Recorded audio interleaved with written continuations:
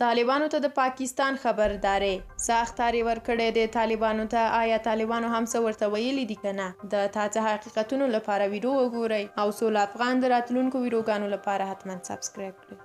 د افغانستان او پاکستان ترمنځ اختلافاتو په دوام اسلام آباد طالبانو ته خبرداري ورکړې ده چې پاکستانی طالبانو ته له پناه ورکولو لاس واخلي. واشنگټن پوسټ نن یکشنبه د اپریل 25 راپور ورکړی دی چې دا خبرداري په خوست او کونړ ولایتونو د جمعې شپې له بمبارۍ وروسته ورکړل شوې دي. د واشنگټن پوسټ د راپور له مخې پاکستان تر اوسه د افغانستان د تورونو په هکله د نظر له څرګندولو ډډه کړې ده، خو طالبان یې تورن کړي دي چې د پاکستان د مخالفو ځواکونو بریدونو د درولو لپاره هیڅ کار نه کوي. واشنگټن پوسټ د پاکستان د بهرنیو چارو وزارت د بیانیې له قوله ویلي دي چې ژبه یې په غیر عادي توګه تنده شوې ده.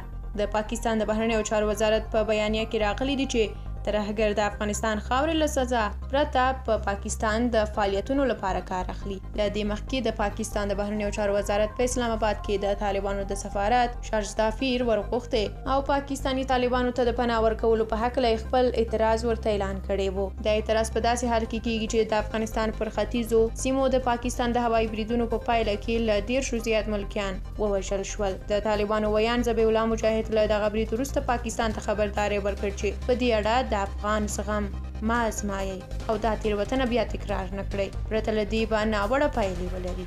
پاکستان په افغانستان کې د طالبانو جدي ملاتړی بلل کیږي او د جمهوریت نظام له پاشل کېدو وروسته یې له نړۍ سره د دې ډلې تعامل مدیریت کړی دی. مننه چې ویډیو مو تر پایه ولیدله. د لا ډېرو ویډیوګانو لپاره مو چینل در سره سبسکرایب کړئ. تر بیا بلې ویډیو چې راګرځم تاسو ته نوي خبرونه راوړم.